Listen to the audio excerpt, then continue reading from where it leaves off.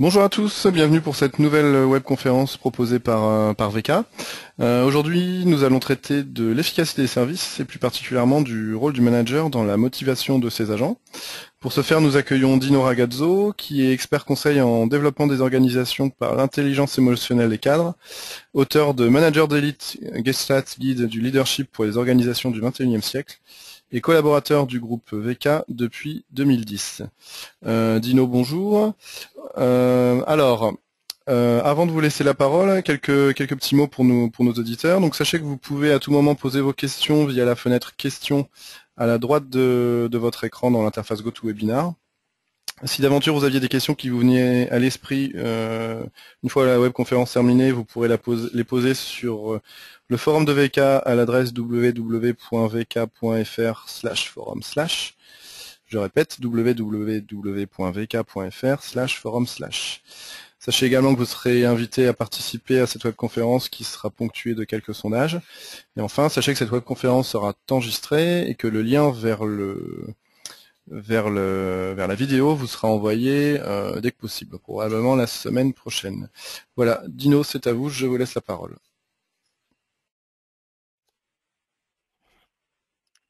Ok, merci et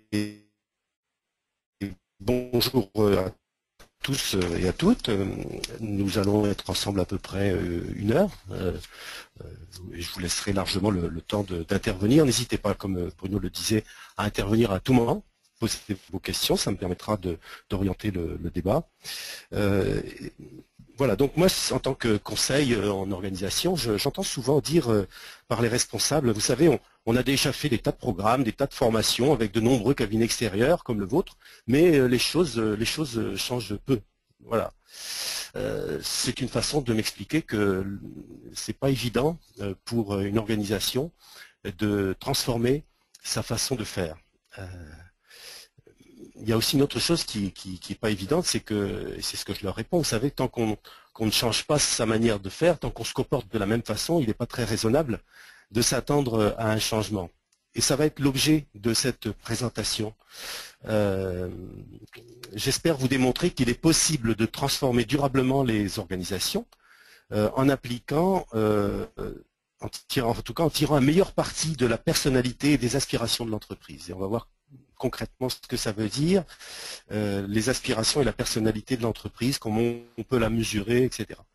Voilà, je vais d'abord partir d'une problématique actuelle qui résulte d'une étude récente que je vous présenterai tout à l'heure, l'exigence d'une meilleure efficacité des services publics municipaux. Certains d'entre vous en ont certainement entendu parler. Je vais essayer de vous montrer comment, en transformant l'état d'esprit, les leaders et les managers, en transformant leur état d'esprit, les leaders et les managers peuvent rassembler les hommes et à la fois les rassembler, les hommes, et transformer les organisations. Je m'appuierai autant que faire se peut sur des données statistiques et des recherches effectuées par une émanation de l'Université de Chicago, une société qui s'appelle Human Synergistics, pour vous aider à apprécier les opportunités de la démarche que je vais vous présenter, que je soutiens et que je vais vous présenter, et qui se résume de la façon suivante: mesurer, rassembler, transformer. Mais on en parlera plus tout à l'heure. Je pense que pour mieux vous connaître, on aimerait bien vous soumettre un premier sondage. Voilà. Il s'affiche normalement sur votre écran. Selon vous, le mode de management du supérieur a-t-il une influence sur la performance de son équipe? Alors, je vous laisse quelques minutes pour répondre. Voilà, 34% ont voté. Pendant ce temps-là, Dino, si vous souhaitez dire un petit mot par exemple sur expérience, votre cabinet ou... Non, je crois que vous l'avez bien résumé. Moi, je travaille sur l'amélioration des performances, de l'efficacité des organisations en m'appuyant sur l'intelligence émotionnelle des cadres. Vous allez voir ce que ça veut dire dans ce qu'on va faire tout à l'heure. Ok. Alors là, on est à 84% de votants, ça bouge plus, donc j'estime que vous avez tous voté si vous le désiriez. Je vais donc partager les résultats qui sont sans surprise, puisque 96% d'entre vous estiment que oui, le mode de management du supérieur a une influence sur la performance de son équipe. Ce qui est bien, ce qui veut dire que s'il y a des managers parmi vous, vous êtes conscient que vous avez cette responsabilité. Un commentaire, Dino?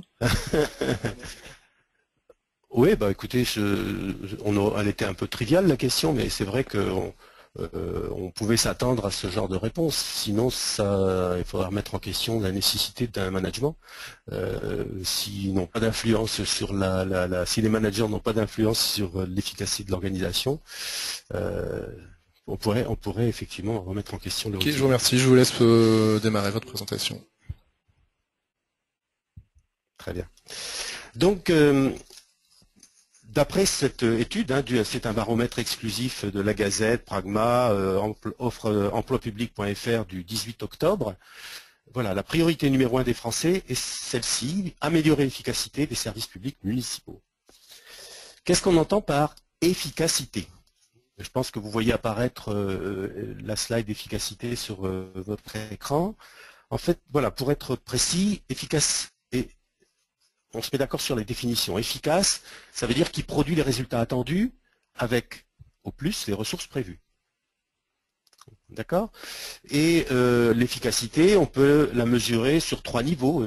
Au niveau individuel, en appréciant la motivation des membres, leur satisfaction, leur engagement.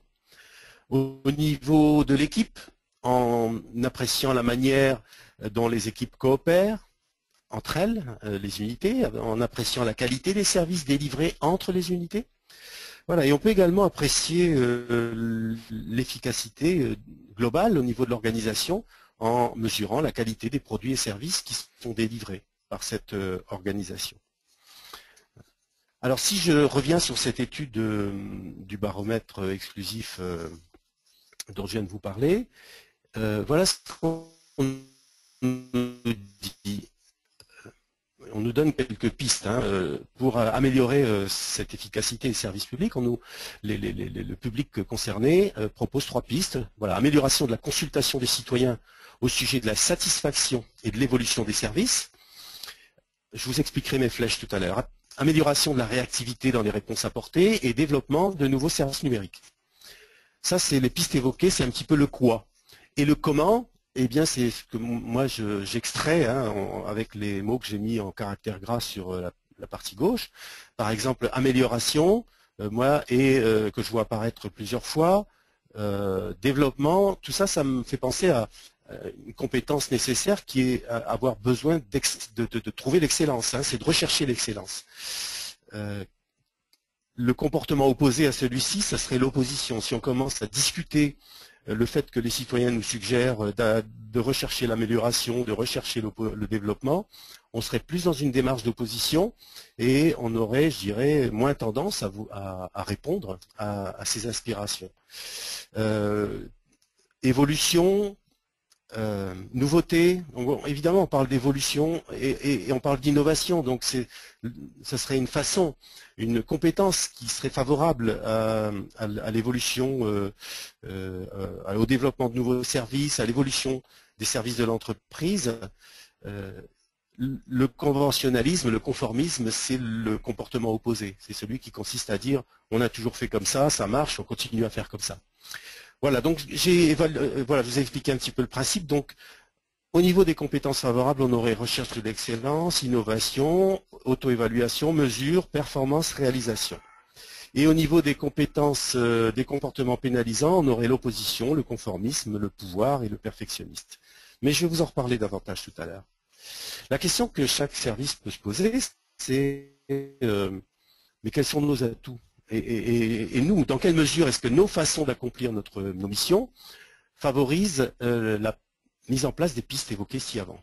Alors vous voyez, nos façons d'accomplir notre mission, ça peut se résumer par notre culture. Dans quelle mesure notre culture d'entreprise favorise-t-elle la mise en place des pistes évoquées ci-avant? Favorise-t-elle l'efficacité de notre organisation? Si je voulais faire un raccourci.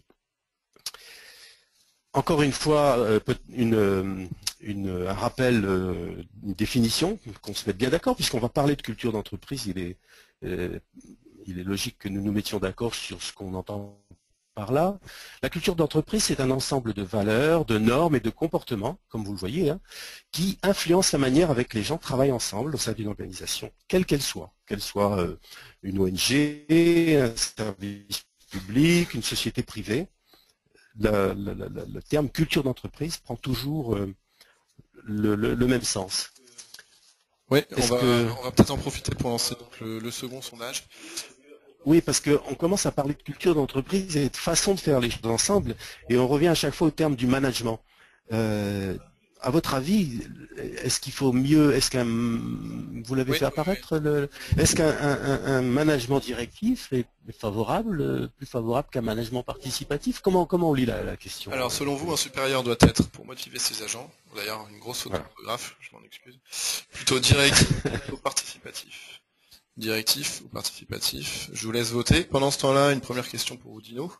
Le perfectionnisme est-il un comportement pénalisant? Oui, tel que je l'ai présenté tout à l'heure. Mais il convient de se mettre d'accord sur la définition du mot. Le perfectionnisme peut avoir une connotation positive.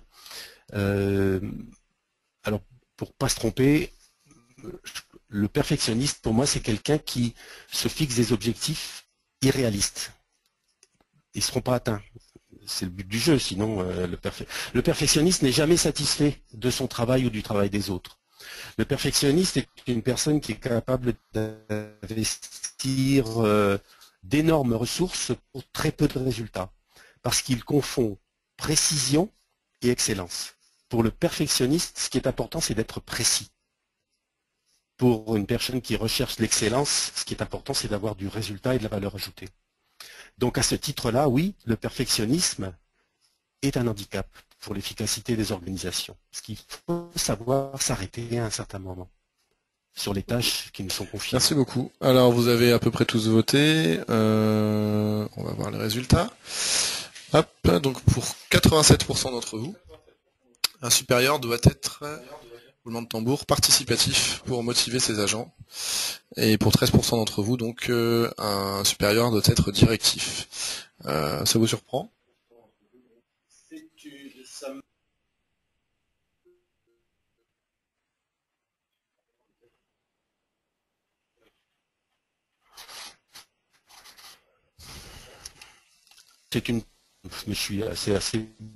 Moi je suis assez de cet avis-là, qu'on me consulte et qu'on me fasse participer, sachant que c'est à double tranchant, parce que lorsqu'on me consulte et qu'on me fait participer, je suis obligé de m'investir davantage, je suis obligé de prendre des risques, je suis obligé de donner des garanties. Voilà, il y a quelque chose de confortable aussi d'avoir un manager qui serait un peu plus, qui saurait à quel moment être directif et à quel moment être participatif.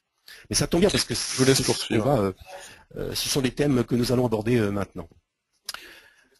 Alors justement, voilà, vous voyez apparaître devant vous un diagramme qui se nomme le CIR complexe, qui a été développé par cette société Human Synergistics, je vous rappelle, une émanation de l'université de Chicago. Et la bonne nouvelle, c'est que cet outil, c'est l'outil qui nous permet de développer une culture d'entreprise, de développer un langage managérial dans l'entreprise. Et c'est un outil qui nous permet également de mesurer les cultures d'entreprise. Alors, sachez qu'il a été perfectionné depuis plus de 30 années par l'université de Chicago. Et vous voyez que ce graphique représente 12 normes comportementales qui sont repérées par leur position horaire. Et ces normes comportementales décrivent la manière dont les gens se comportent lorsqu'ils travaillent ensemble, quelle que soit la forme adoptée par leur organisation. Je le répète, ça vaut pour un service public, pour une société privée, pour une association, pour une OSG. Voilà, ce graphe va toujours refléter la manière dont les gens estiment devoir se comporter ensemble. Alors, pour votre gouverne, si je coupe ce graphe sur une ligne horizontale, vous voyez, qui passe à la moitié de 9 heures et à la moitié de 3 heures, vous verrez que tous les comportements, toutes les normes qui sont au-dessus de cette ligne horizontale sont des normes qui sont motivées par des besoins à satisfaire. Ce sont des niveaux élevés de motivation. Toutes les normes qui sont en dessous de cette ligne horizontale, vous voyez, pouvoir, conventionnalisme, dépendance, opposition, ce sont des normes qui sont basées, ce sont des comportements qui sont basés sur des besoins de sécurité, c'est-à-dire c'est le bas de la pyramide de Maslow, ce sont les besoins les plus élémentaires. Pour être trivial, si je peux dire, je vais me comporter de cette manière-là, c'est-à-dire sur les comportements qui sont en dessous, je vais me comporter de cette façon-là pour me préserver, et au contraire, sur les comportements qui sont au-dessus, si j'adopte ces comportements-là, c'est pour gagner quelque chose, c'est pour atteindre un niveau de satisfaction supplémentaire. Bon, mais ma description, je vais la faire avancer à mesure. Vous voyez 3 couleurs, vous voyez apparaître 3 couleurs sur ces graphes. Je vais vous décrire ces 3. Chaque couleur décrit un style de fonctionnement, un style de culture. Le premier que vous voyez apparaître, enfin le premier que je vous présente en tout cas, hein, que vous voyez apparaître ici, c'est ce qu'on appelle un style passif-défensif. Vous voyez que les comportements sont presque tous situés en dessous de ma ligne horizontale, et qu'ils sont tous axés sur des besoins de sécurité. On reconnaît à 3 heures un comportement qui s'appelle approbation, c'est-à-dire quand on est manager, c'est un comportement qui consiste à ne jamais déplaire. Voilà, quand on est quand on a ce style qui est trop développé dans une entreprise ou au niveau d'un manager, eh bien on a tendance à être incapable de dire non, on prend des décisions pour faire plaisir. Voilà. Donc les décisions difficiles, on a du mal à les faire passer. À 4 heures, on a du conventionnalisme, du conformisme. Vous voyez, c'est l'ennemi de l'innovation, ce fameux conventionnalisme dont je vous parlais tout à l'heure, qui consiste à dire on a toujours fait comme ça et on continuera toujours à faire comme ça parce que c'est sûr, parce que ça nous rassure. Dépendance, c'est le besoin d'avoir l'autorisation pour mettre des actions en œuvre, l'autorisation d'un protecteur, d'un supérieur. Et l'évitement, eh bien, c'est un comportement qui consiste à 6 heures, c'est un comportement qui consiste à ne pas faire de vagues, vous voyez, à faire profil bas, à ne pas déclencher de conflit. Au niveau du management, consiste à attendre le plus longtemps possible pour prendre une décision. En tout cas, ce type de comportement vert, là, de 3 heures à 6 heures, vont conduire les gens à se sentir inquiets, en insécurité, contraints et mal à l'aise vis-à-vis des relations interpersonnelles. Ce n'est pas le style idéal pour favoriser les relations interpersonnelles.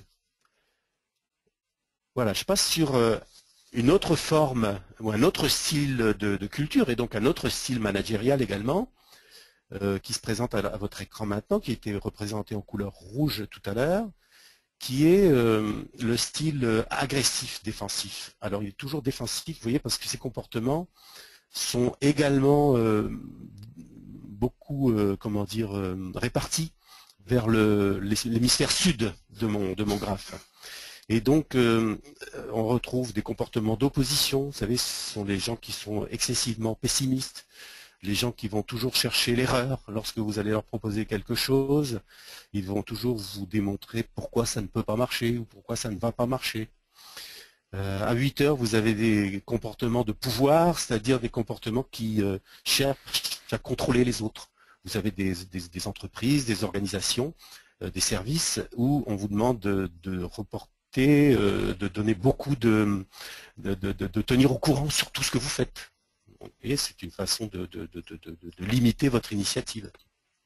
Et puis la compétition, vous avez certainement observé ça dans les réunions, des personnes qui ne supportent pas de ne pas avoir le dernier mot, donc qui prennent tout désaccord comme un désaccord vis-à-vis d'eux, vis-à-vis de leur personne. Voilà, et à 10 heures, le fameux comportement perfectionniste que je décrivais tout à l'heure. Voilà, donc ce style de culture, ce style de management crée un environnement qui conduit les autres essentiellement à renforcer de manière agressive et musclée, comme c'est écrit là, et leur sécurité. Les gens qui sont là, les entreprises qui sont là, sont des entreprises qui encouragent le prestige personnel des membres et la défense de leurs privilèges. Voilà, et le troisième comportement, ou le troisième style de culture, ce sont les styles constructifs. Donc accomplissement, réalisation de soi, humanisme, coopération, vous savez, les noms sont assez évocateurs. Ou sociabilité, à 2 heures, vous voyez, on a, là où c'est écrit affiliatif, sociabilité, coopération. Humanisme, donc là, à 2 heures, ce sont des entreprises qui mettent l'accent sur le fait de travailler ensemble, sur la coopération entre les personnes, entre les services, sur l'esprit d'équipe. À 1 heure, ce sont des systèmes où on vous encourage à ne pas rester dans votre coin, à vous intéresser aux autres. Et lorsque vous êtes manager, eh bien, c'est de vous intéresser au développement de vos collaborateurs, au fait qu'ils puissent grandir dans leurs responsabilités. À midi, à 12 heures, la réalisation de soi, c'est une norme de comportement qui encourage l'innovation, qui encourage le plaisir qu'on peut éprouver dans ces activités professionnelles et on vous encourage à vous en inspirer pour trouver une nouvelle façon de faire, pour simplifier les choses. Et à 11 heures, eh bien, c'est une norme de comportement qui est proche de la norme perfectionniste, mais qui se distingue dans le sens qu'elle cherche, comment dirais-je, l'excellence. C'est un comportement qui cherche à atteindre des objectifs, mais qui sont ambitieux, qui ont des caractéristiques que vous connaissez, qui sont ambitieux et motivants. Vous voyez, et donc on saura s'arrêter à temps, on ne va pas investir de l'énergie sur des détails qui n'apporteront pas beaucoup plus de valeur ajoutée. Voilà, donc je vous ai décrit 3 types de cultures et sur ce graphe, il y a un autre aspect que je n'ai pas encore décrit, ce sont ces fameux cercles concentriques qui sont en fait des graduations. Ces graduations vont vous dire dans quelle mesure, ils vont vous donner une indication sur l'intensité du comportement dans votre organisation. À quel point vous le souhaitez, ce comportement. Donc plus vous vous éloignez du centre et plus l'intensité est élevée. Donc plus vous êtes fanat, si je peux dire, de ce type de comportement. Je vais vous en donner un exemple dans un instant. Est-ce qu'on a il y a des questions qui apparaissent à ce stade? Oui, on va prendre une première question, si vous le voulez bien, une question de Madeleine. Comment se comporter avec un directeur général des services qui est dans la zone agressif-défensif, entre parenthèses, pouvoir? Ouais. J'ai besoin d'avancer un petit peu pour répondre à cette question, mais je la prends en mémoire. Et si je l'oubliais, je compte sur vous pour me rappeler à l'ordre. Ok. Donc vous avez vu, on a 3 styles de comportement et on a demandé à des leaders, à des managers, quel était le style qui leur semblait à eux le plus souhaitable pour, comment dirais-je, pour avoir un impact qui maximise, vous voyez le texte, hein. On a demandé à ces leaders, à ces managers, quel impact ils devraient avoir, selon eux, sur les gens autour d'eux pour maximiser à long terme leur efficacité personnelle ainsi que celle de leur entreprise. Je ne sais pas si c'est clair, hein, on leur a demandé. On vous a décrit trois styles de management. À votre avis, c'est sur lequel que vous devriez vous focaliser pour favoriser l'efficacité de votre organisation, puisqu'on est toujours là. Hein. À votre avis, qu'est-ce qu'ils répondent? Qu'est-ce qu'ils répondent? On peut peut-être leur poser la question. Ils vont vous répondre qu'il vaut mieux avoir un style constructif, un style agressif ou un style passif. Je vais essayer de lancer un sondage à ce sujet. Voir un peu quel est... Ça, c'est pas prévu. Hein, donc on part sur quelque chose de spontané. Vous pouvez répondre aussi par la fenêtre de chat. Si vous voulez donner votre avis, n'hésitez pas. Voilà. Donc, à votre avis, si on demande aux leaders et aux managers quel type d'impact ils devraient avoir sur les gens autour d'eux pour maximiser à long terme leur efficacité personnelle et celle de l'entreprise. À votre avis, ils vont répondre plutôt, je vais vous représenter les 3 styles, plutôt ce style-là, constructif, plutôt celui-ci, agressif, ou plutôt celui-ci, défensif, passif-défensif. Vous avez posé des questions? J'ai la question et les réponses. Alors, parler leader. Désolé, hein, c'est la technique. Alors, constructif. Bon, ben, on va pas se laisser avoir par la technologie. Prenons notre temps. Agressif. Notre temps. Oui, là, on est dans typiquement une démarche que le perfectionniste n'oserait pas faire. Ben, voilà, parce qu'il n'en serait pas dans ce genre d'aventure. C'est pas bordé, c'est pas. Il sait pas si. On était bien sur constructif, agressif, défensif. Et le troisième. Et passif, défensif. Voilà. Hop. Voilà, Bruno vient de nous monter ça pied levé comme ça. Bravo Bruno. Alors, hop.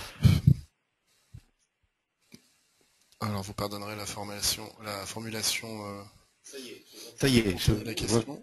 Le sondage est mis. Alors, selon vous, donc je vous laisse le temps de répondre. Qu'est-ce que les leaders et managers répondraient? Ils Répondrait. Être plus constructif, plus agressif ou plus passif, pardon.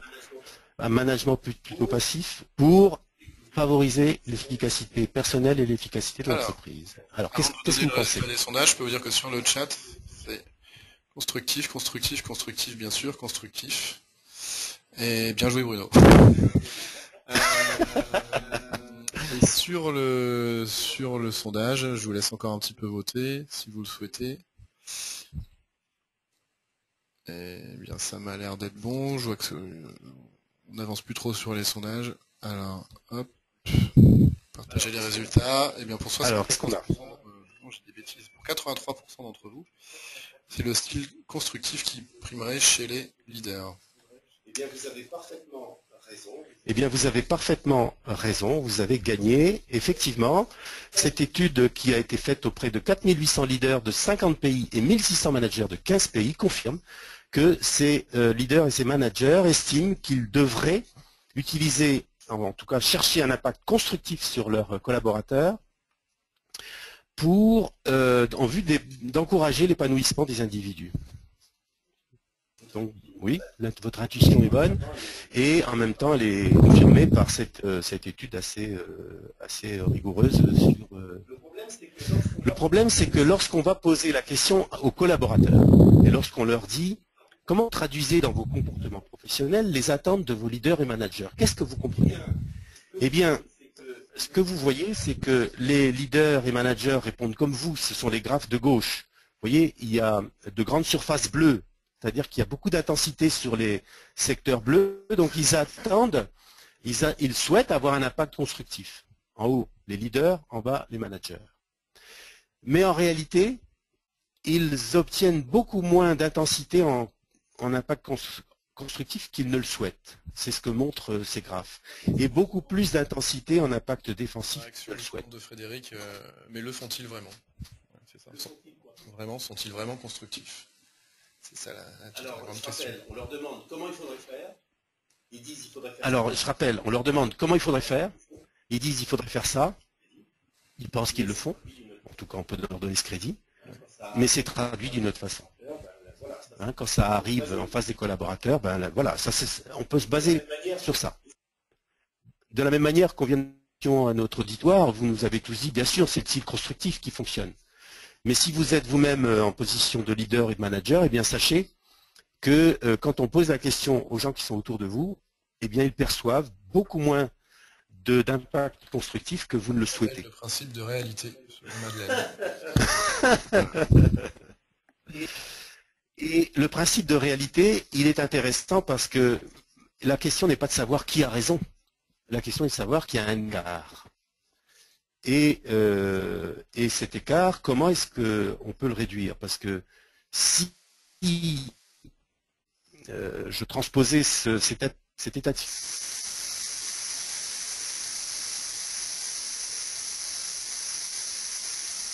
mon véhicule puisse prendre tel virage à telle vitesse, donc je ralentis pas, je le prends. La réalité, c'est qu'il ne le prend pas avec cette vitesse-là et je me paye un arbre. Hein, c'est ça le problème. Par contre, si je sais que idéalement, j'aimerais bien qu'il le prenne à cette vitesse, mais que peut-être que je lève un peu le pied parce que c'est pas comme ça que ça marche, eh bien, ma foi, je risque de prendre le virage de façon beaucoup plus sûre. Donc l'idéal, bien entendu, c'est que le modèle tel qu'il est compris par tout mon entourage, tout mon environnement, soit conforme à celui que je pense devoir appliquer et que j'applique peut-être. Voilà, donc je vous ai posé la question, quel était le style d'impact préférable? Vous avez dit constructif, les leaders et les managers disent la même chose, mais là, pour l'instant, ça ne démontre pas que ce style d'impact soit plus efficace. C'est pas parce qu'on est satisfait, qu'on préfère quelque chose qu'elle est pour autant plus efficace. J'imagine que dans la population ou parmi vous, certains peuvent être dubitatifs et dire bah oui, c'est pas parce qu'on veut être bleu qu'on est efficace. démontrez-moi qu'il y a une corrélation entre le style efficace, entre le style constructif et l'efficacité. Alors, corrélation, voilà, ce que je vais vous montrer, c'est une corrélation entre impact et efficacité, mais avant, je veux juste vous rappeler ce qu'on entend par corrélation. Une corrélation, c'est un chiffre, enfin c'est une donnée statistique qui démontre que deux grandeurs varient, sont mutuellement influençables. C'est-à-dire que si l'une augmente, l'autre augmente. Si l'une diminue, l'autre diminue. Voilà, on va montrer que deux grandeurs évoluent en même temps. D'accord? Donc, ce que ce tableau à gauche démontre, vous voyez, ici, on a leader, manager, efficacité organisationnelle et un chiffre à côté qui est 0,84. 0,84, c'est le coefficient de corrélation entre efficacité et impact constructif. Sachez que si plus le chiffre est proche de 1, plus les variables sont liées. C'est-à-dire que si j'avais eu 1, on aurait pu dire impact constructif et efficacité, ça veut dire la même chose. Et on peut pratiquement le dire avec un coefficient comme celui-là. 0,84, ça signifie qu'il y a une très forte influence. Ces deux critères sont très liés. C'est-à-dire plus je suis constructif, plus j'ai de l'efficacité organisationnelle et personnelle en tant que manager. Et vous voyez que les coefficients sont quand même significatifs aussi au niveau des managers. Plus j'ai un impact constructif sur les autres et plus j'ai de l'efficacité sur les gens, sur les tâches et efficacité personnelle. Bon, on y reviendra. Si vous avez des questions, on y reviendra tout à l'heure. Je pense que vous pourriez également me dire, bon d'accord, ok, l'impact constructif est synonyme d'efficacité, d'accord, mais l'impact défensif n'est pas pour autant synonyme d'inefficacité. Vous pourriez me le dire. Mais malheureusement, ou enfin heureusement, on démontre le contraire, c'est-à-dire que les chiffres que vous avez sous les yeux montrent des coefficients quand même assez significatifs qui sont négatifs. C'est-à-dire que plus vous avez sur les autres un impact défensif et moins vous produisez de l'efficacité au niveau de l'organisation. Vous voyez, c'est le signe moins qui est devant ici. Ce coefficient-là montre que ces deux grandeurs varient en sens inverse. S'il y en a une qui augmente, l'autre baisse. Et c'est également vrai pour les managers. Donc voilà, on a des coefficients qui sont significatifs et qui démontrent qu'effectivement, un impact constructif favorise à la fois l'efficacité des leaders managers et celle des organisations, et qu'un impact défensif pénalise à la fois ces deux efficacités. D'accord ? Alors si je reviens à ce que nous avions vu tout à l'heure sur les pistes évoquées d'amélioration et comment les tenir. La question que nous pouvons nous poser, c'est quelles compétences est-ce que nous devons chercher à développer pour avoir cet impact constructif? Comment est-ce qu'on fait? Quelles compétences les leaders et les managers doivent-ils développer pour favoriser cette satisfaction des membres et l'efficacité des entreprises? Je vous donne la réponse, mais comme tout à l'heure, je vais vous démontrer, ou je vais vous découle de ce que nous venons de voir. Les leaders doivent développer des stratégies qu'on appelle prescriptives, c'est-à-dire des stratégies où ils insistent sur ce qu'il faut faire, où ils guident, où ils orientent. Ils doivent utiliser la relation avec les autres. Et le moins souvent possible, des stratégies restrictives qui insistent sur ce qu'il ne faut pas faire, sur la contrainte, sur l'interdiction. Je vais vous donner un exemple. Un exemple que je puise dans notre littérature française nationale. Vous connaissez tous cet adverbe il ne faut pas jeter, comment est-ce qu'on dit? Il ne faut pas jeter le bébé avec l'eau du bain. Je crois que tout le monde connaît ce proverbe. Effectivement, on nous explique ce qu'il ne faut pas faire. Vous voyez, ça c'est une stratégie restrictive. Mon leader m'explique ce que je ne dois pas faire. Et il suppose que j'en conclus ce qu'il faut faire. Mais en réalité, je ne sais ni ce qu'il faut que je fasse avec le bébé, ni ce qu'il faut que je fasse avec l'eau, ni ce qu'il faut que je fasse avec la baignoire. Une stratégie prescriptive dirait, je ne sais pas moi, tiens, ça serait un petit test à faire ensemble, mais il me dirait, par exemple, soyez attentifs à peser les pour et les contre avant de prendre une décision. Par exemple, vous voyez, soyez attentifs à peser les pour et les contre avant de prendre une décision. Vous voyez, dans le deuxième cas de figure, on vous invite déjà à faire un tableau avec 2 colonnes, des pour, des contre, des poids et une décision. Ça n'est pas brillant et lumineux lorsqu'on vous dit qu'il ne faut pas jeter le bébé avec l'eau du bain. Donc vous imaginez bien que cette stratégie prescriptive qui consiste à insister sur ce qu'il faut faire, à guider et orienter, a beaucoup plus de chances de produire un impact constructif que la stratégie. En tout cas, ça a été démontré dans les mêmes études que celles que je vous ai présentées au préalable. Alors pour être plus précis, il y a 10 compétences stratégiques à acquérir quand on souhaite développer son leadership. Et je ne vais pas vous les détailler, mais juste pour vous montrer, prendre, je sais pas moi, un exemple. Voilà, on doit, par exemple, en matière de donner du feedback, eh bien, on vous invite à donner le plus souvent, 90% du temps, que vous donnez un feedback, c'est de donner un feedback positif et non pas un feedback négatif. Ça veut dire, vous devez, en tant que leader, apprendre à valoriser, à souligner ce qui a été bien fait, vous voyez, plutôt que de n'intervenir que lorsque les choses ne vous conviennent pas. Au niveau de, si vous voulez renforcer les comportements, eh bien, on vous invite à utiliser plus souvent la récompense pour les comportements que vous souhaitez encourager, plutôt que la punition des comportements que vous souhaitez décourager. Voilà, vous voyez un petit peu l'état d'esprit. Et si je prends un exemple en entretien annuel avec le feedback, ben voilà ce que ferait un leader prescriptif. Il passerait la majeure partie de son temps et de ses interventions à informer ses interlocuteurs au niveau des attentes qui ont été comment dirais-je, satisfaites ou dépassées. Voilà, il leur dirait, il passerait son temps là-dessus, il passerait son temps à les complimenter pour tout ce qu'ils ont su faire correctement. Il chercherait à communiquer de manière sincère son appréciation du travail bien fait. Vous voyez, il est dans une démarche appréciative. Le leader restrictif pense qu'il est efficace en critiquant ouvertement les décisions. Mais vous avez restrictif, il va encourager les démarches défensives et donc limiter l'efficacité de l'organisation. D'accord ?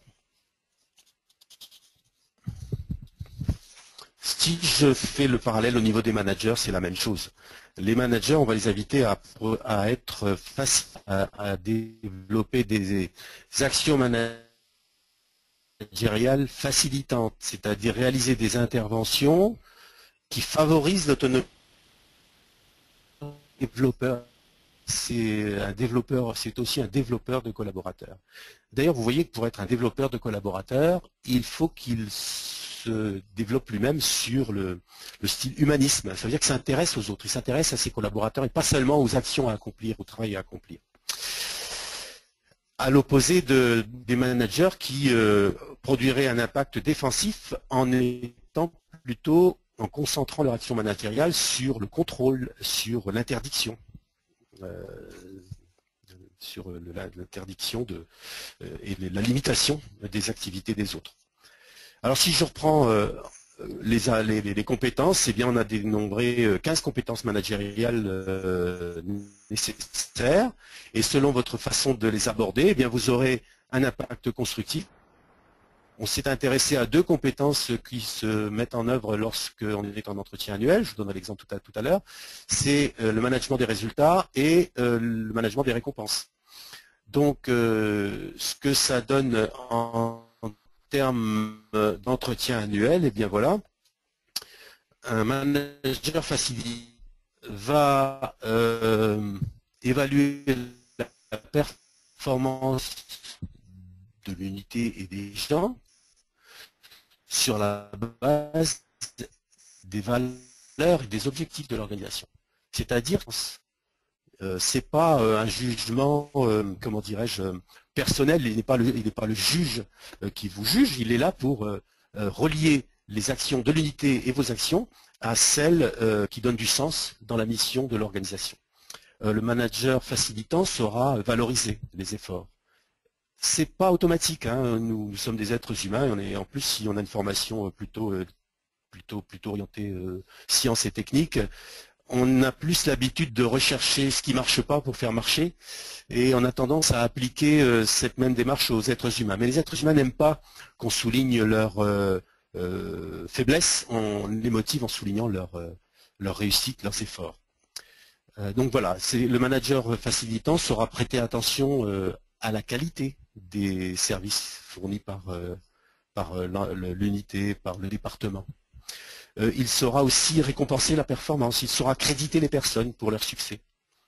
Le manager plutôt inhibant, eh bien, il va se concentrer sur les quantités plutôt que sur la qualité. Vous voyez, il va oublier de reconnaître des efforts qui ont été accomplis, parce qu'il a tendance à considérer que les efforts, ça fait partie de ce qui est normalement attendu d'eux.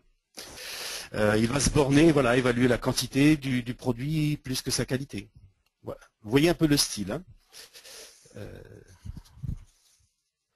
Ma foi, donc si je résume ma présentation à ce stade, comment développer l'efficacité des organisations et notamment des services publics municipaux? Eh bien, en mesurant sa culture, avec l'outil que je vous ai présenté, en appréciant l'écart qu'il y a entre son modèle idéal et son modèle actuel, le principe de réalité dont vous avez parlé tout à l'heure, et en se rassemblant autour de projets où chacun va apporter sa contribution, qui aura pour objectif de rapprocher les deux modèles, le modèle actuel et le modèle idéal, et qui évidemment va avoir un effet sur la transformation de la culture d'entreprise, cet effet que vous pourrez à nouveau mesurer et recommencer le processus jusqu'à ce que vous soyez arrivé à un niveau d'excellence qui vous satisfait. Sachez que les organisations, plus elles sont défensives, moins elles sont performantes. Peut-être quelques réactions de nos auditeurs aux questions. Ben, écoutez, oui, on peut laisser la parole aux auditeurs, parce que moi j'ai terminé ma présentation et je serais ravi effectivement de... Alors déjà, est-ce que vous pouvez passer sur la slide suivante, s'il vous plaît, du coup? Alors, la slide suivante. Hop. Avant qu'on entame la question.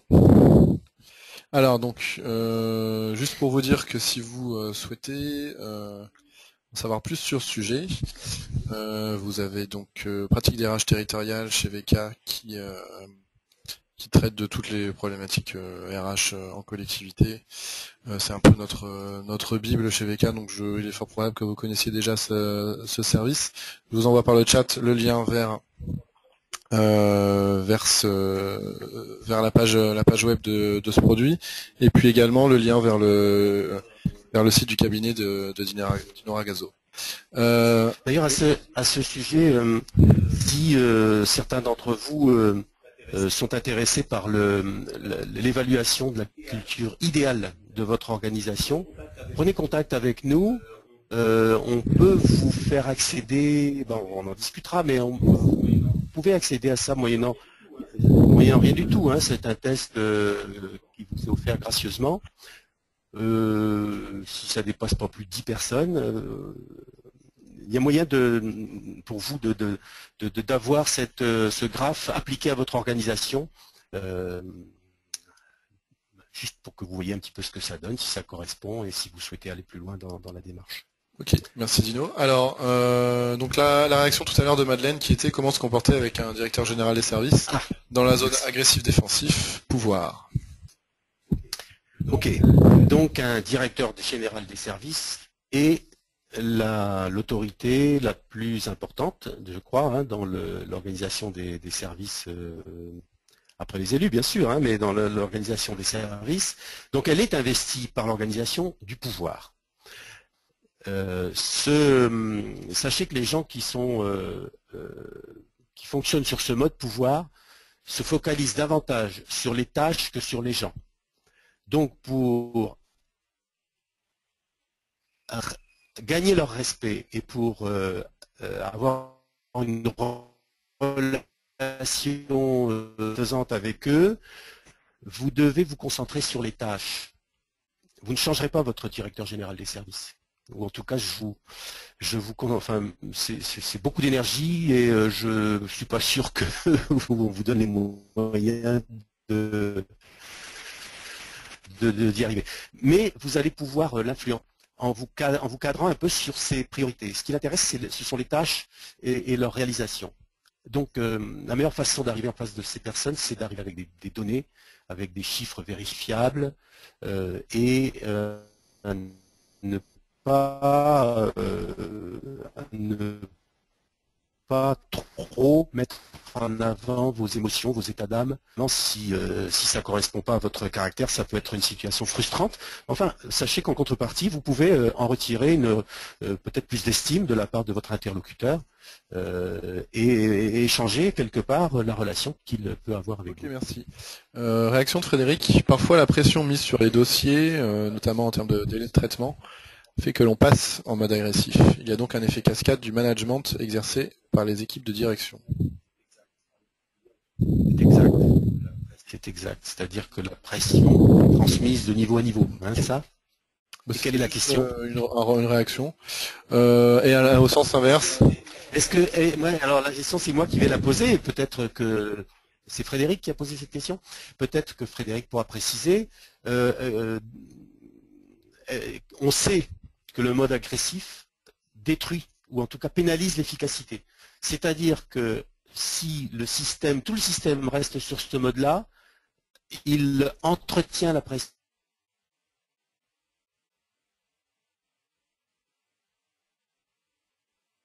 Plus de temps, il y a plus de pression. Et voilà, vous voyez, c'est à la limite, on va vers le chaos, quoi. Voilà. Frédéric toujours qui réagit, mais là c'est dans le sens inverse. Parfois les agents ne se positionnent pas dans une dynamique constructive, c'est déstabilisant pour le manager qui est lui dans cette approche. Je vous ai montré tout à l'heure qu'il y avait une forte corrélation entre le manager constructif et l'impact constructif qu'il pouvait avoir sur les autres. Vous vous rappelez? Alors effectivement, ça n'arrive pas du jour au lendemain, mais donc il faut un peu de patience. Mais si votre interlocuteur n'est pas aussi constructif que vous le souhaitez, ou en tout cas vous imaginez que vous avez les comportements qui devraient le rendre constructif, vous invite aussi à vous poser la question sur vous-même. Vous avez vu les deux impacts que je vous présentais tout à l'heure, hein, l'impact idéal et l'impact réel, le principe de réalité. On a l'impression d'œuvrer, en tout cas de désirer un mode constructif, et puis finalement ça ne se traduit pas comme ça en face à face. Donc voilà, il faut vous poser des questions sur vous. Ça ne veut pas dire que vous soyez l'unique responsable, mais vous faites partie du problème. Donc c'est peut-être une bonne opportunité, puisque là on est dans des périodes d'entretien annuel, de savoir comment est-ce qu'on pourrait améliorer la situation ensemble. Alors, réaction de Madeleine, donc, qui dit merci pour votre analyse, je vais appliquer le management de mon supérieur par la réalisation des tâches. Question de Christelle, comment faire quand ses collaborateurs sont plutôt passifs, défensifs et qu'on a du mal à avoir l'efficacité de la méthode constructive? Ça c'est quand on est impatient alors, c'est ça veut dire ça. Tout ce que je vous ai décrit, c'est un travail de longue haleine, c'est-à-dire que vous n'allez pas avoir du jour au lendemain une récompense en matière de résultats,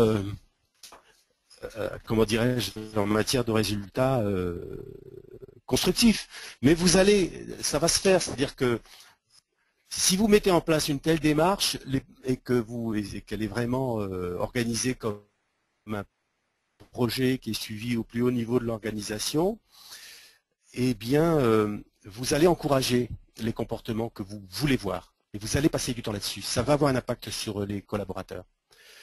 Et je dirais que 18 mois, 2 ans après avoir démarré votre projet, vous allez apprécier les résultats. Et donc, comment faire? Vous voulez répéter la question? Comment faire quand ces collaborateurs sont plutôt passifs défensifs et qu'on a du mal à avoir l'efficacité de la Ouais. méthode constructive? Et j'ajouterais Voilà. question de moi-même. Est-ce qu'il n'y a pas un point de non-retour quand un leader, un manager a été en mode défensif ou agressif pendant longtemps et qu'il prend conscience qu'il veut devenir constructif? Est-ce qu'il n'y a pas une saturation? Alors, c'est 2 questions. C'est 2 questions. Donc, pour Christelle, je retournerai la question. Comment ça se fait que l'organisation actuelle est en mode passif-défensif? C'est sa culture. Donc la culture, elle résulte quand même d'une manière de travailler ensemble. Et donc probablement d'une façon de manager. Donc c'est vrai qu'en changeant la façon de manager, on changera aussi la culture. Et par rapport à votre question, c'est la capacité d'un manager à changer de style. Hein, il a tout le temps été en mode agressif, par exemple. Pourquoi est-ce qu'il est capable de passer en mode constructif? Pour être capable hein, c'est ça d'accepter le changement de cible et lui donner la crédibilité finalement quand ils l'ont connu. De suivre. Agressif ou tout le temps Ouais. défensif. Ouais. Bon, je pense que je vais vous donner une réponse sous forme d'une autre question. Est-ce que c'est facile d'arrêter de fumer? Mais je ne saurais pas vous dire, je suis... Non, les processus de changement sont difficiles. Et ils demandent des efforts, ils demandent un suivi, il faut qu'on rentre dans de nouvelles habitudes. Et arrêter de fumer, ça prend 1 an, 2 ans, et 2 ans après, si je retouche une clope, ça y est, je replonge. Donc, vous comprenez bien que c'est un exercice qui paye sur le long terme, mais sur lequel il faut se concentrer en permanence. Et donc, le manager qui ne change pas parce qu'il a décidé qu'il ne changerait pas, ben on en rencontre, hein, moi j'en ai rencontré dans des entreprises à très haut niveau de responsabilité. Dans ce cas-là, on leur propose des fonctions où leur impact sur le système qu'on veut changer sera moins important. Alors, toute une série de réactions. Alors déjà, Christelle qui nous dit « Non, je suis plutôt patiente en général, mais peut-être perfectionniste aussi, donc je m'interroge aussi sur moi-même. » Donc vous voyez, vous les faites réfléchir, nos auditeurs. Alors, quelqu'un qui nous dit qu'il souhaiterait tester votre mode de management sur son organisation comme vous l'avez proposé, donc on vous mettra en relation. Peut-on obtenir le tableau des compétences managériales en français? Est-ce qu'il est disponible quelque part? Oui, mais je vais vous dire pourquoi je ne peux pas répondre à cette demande. Parce qu'en fait, ce tableau risque d'influencer la manière dont les personnes qui seraient ensuite soumises au questionnaire pourraient y répondre. Voilà. Si je connais déjà le tableau, je risque d'être influencé dans ma réponse au questionnaire. Et donc je risque d'avoir des profils biaisés. Le tableau est disponible dans chaque... dans chaque test. Vous savez, ce que je vous ai montré, c'est un résultat de test 360. Et on vous donne ce tableau personnalisé à vous, c'est-à-dire on vous dit quelle mesure vous possédez cette compétence, comparée à la compétence de 1800 autres managers de 15 pays différents, comme je vous disais tout à l'heure. Ok. Alors, réaction d'Aristide, comment doit se construire un plan de développement des performances et des compétences dans le cadre d'un projet global de changement de l'organisation? Alors, comme je vous disais tout à l'heure, première étape, on mesure. C'est-à-dire, je mesure le profil culturel actuel. C'est-à-dire, comment est-ce que les gens qui travaillent ici estiment devoir se comporter pour faire ce qu'on attend d'eux.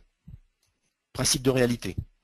Et je compare ce profil au profil idéal. C'est-à-dire, nous, les leaders de l'organisation, qu'est-ce qu'on attend? Voilà, on compare ces 2 modèles. Et on se focalise sur 2, 3 comportements sur lesquels il est crucial pour l'entreprise d'évoluer. Ils savent que si elles ne sont pas dans l'innovation, elles sont terriblement en danger. Donc elles vont probablement devoir se battre avec le conventionnalisme et elles vont probablement devoir encourager la réalisation de soi. Donc, par exemple, et si ce sont des comportements où il y a les plus gros écarts, eh bien ils vont se dire on se focalise là-dessus. Et comme on a compris que c'était les leaders et les managers qui influençaient la culture de l'entreprise. Eh bien, on va inviter les leaders et les managers à développer des compétences particulières qui encouragent et l'innovation et qui découragent le conformisme. Hein, donc, et pour construire ça, eh bien, chaque leader et chaque manager partira de son profil pour aller vers un profil idéal. Ça veut dire que chacun n'aura pas Toujours. tel type de compétences, pour d'autres tel autre type de compétences. J'espère que j'ai été assez clair. Enfin, tout ça, ça peut être approfondi. Il ne faudra pas hésiter à m'écrire. Alors, toujours Aristide, a-t-on la possibilité d'avoir le graphe? L'administration est actuellement inscrite dans une démarche dans votre projet. Donc là, on n'est pas sur la liste des compétences des managers, mais plutôt sur le graphe avec les 3 types de comportements. Ouais. Le circomplexe. Oui, ça c'est possible. Il est de toute façon disponible sur Internet, donc oui, c'est possible. Vous tapez circomplexe et vous l'aurez dans l'enregistrement de la webconférence. Et il sera dans l'enregistrement de la webconférence. Dernière réaction de Frédéric. On voit l'importance d'une cohérence de management dans la chaîne hiérarchique. Comment faire évoluer le management de l'organisation? Il faut le voir de manière globale au niveau de l'organisation ou former les managers isolément. Et ça me fait rebondir sur une question que l'un des participants... Donc là, la question c'est est-ce qu'il vaut mieux inscrire le développement du management dans l'entreprise dans un contexte global ou travailler en point à point sur les managers au niveau individuel? On voit l'importance d'une cohérence de management dans la chaîne hiérarchique. Comment faire évaluer le management de l'organisation? Il faut voir de manière globale au niveau de l'organisation ou former les managers isolément. Donc en gros, et si on veut que tous les managers de l'organisation aient la même méthode, est-ce qu'il faut faire un management global ou les traiter isolément, chaque manager? Les deux. Les deux, parce que vous avez compris que le modèle idéal, il est unique, il n'y a qu'un modèle idéal. On converge tous, mais chacun va devoir apporter sa contribution à partir de sa personnalité, à partir de ses compétences actuelles. Donc chacun a une contribution particulière à apporter. Donc vous voyez, il y a les deux. Et donc ça me fait penser à une question qui avait été posée en amont à la webconférence. Quel rôle doit jouer la direction générale dans la motivation des cadres? Ou bien est-ce uniquement une mission de la direction des ressources humaines chargée de l'accompagnement des cadres? On est dans la même logique. Je pense que vous avez compris que c'est une responsabilité de tout le monde, mais que le projet, il est quand même, lancé, soutenu, porté, encouragé par l'ensemble de la direction. C'est sûr que si vous n'avez pas le soutien de la direction sur ce genre de projet, ça va être difficile de le mener à bien.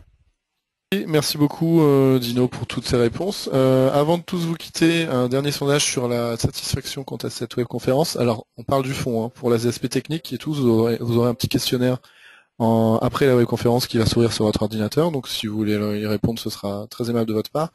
Mais dans un premier temps, donc un sondage pour savoir ce que vous avez pensé de cette webconférence. Alors, est-ce que vous avez trouvé ça utile et transposable dans votre travail au quotidien? Est-ce que vous avez trouvé ça très intéressant, mais probablement difficile ou impossible à transposer dans votre vie au travail? Est-ce que vous avez trouvé ça intéressant et ou utile et que vous voudriez en savoir encore plus? Ou est-ce que alors on est passé à côté et vous attendiez à autre chose et vous êtes déçu? Voilà, donc je vous laisse un petit peu de temps pour répondre. Dino, oui. C'est important pour nous ces réponses-là, hein, ça nous permet on est à distance, on n'apprécie pas vos langages non verbaux, donc. Alors, ça vote. Bon, pour l'instant, personne n'a voté pour la dernière possibilité. Oh, mais c'est possible. Ah, non, c'est toujours possible. Ça. Non. Ok. Alors, je vous laisse encore quelques secondes. Vous êtes 71% à avoir voté. Bon, ça bouge plus. Je pense que tous ceux qui souhaitaient voter l'ont fait. On va voir les résultats. Hop là. Donc, pour 60% d'entre vous, c'était intéressant et ou utile, mais vous voudriez en savoir plus. Pour 35% d'entre vous, c'était utile et transposable dans votre travail au quotidien, et donc a priori, vous avez tout ce qu'il vous faut. Pour 5% d'entre vous, c'était intéressant, mais probablement sans conséquence sur vous et donc sur votre vie professionnelle. Et pour 0% d'entre vous, vous attendiez à autre chose et vous êtes déçus, donc c'est très bien. Comme ça, nous on est contents. Voilà. Ouais, mais ça c'est que pour Non, les on sait photos. jamais. Hein. Des fois qu'on soit trompé dans la communication. Oui, mais c'est pas anormal Ok. qu'il y ait, voilà. Ok. Tant mieux, hein, tant mieux. Je suis content que la majeure partie, enfin, que la totalité des participants aient trouvé ça utile. J'espère qu'on aura l'occasion de développer ce genre de sujet. Ouais. Voilà. Et n'hésitez pas à faire passer vos souhaits vous-même, vos questions, et ça nous permet de les construire, de les monter et de rester en phase avec ce qui est utile pour vous. Effectivement. Bah, écoutez, merci à tous pour votre attention. Merci Dino pour cette présentation. Comme je disais, donc si vous avez des questions qui vous viennent après coup, vous pouvez poser sur les forums de VK. Hein, donc l'accès sur le site www.vk.fr/forum/. Voilà, je vous souhaite à tous une très bonne après-midi et puis de très bonnes fêtes de fin d'année. Je vous dis à bientôt. Au revoir.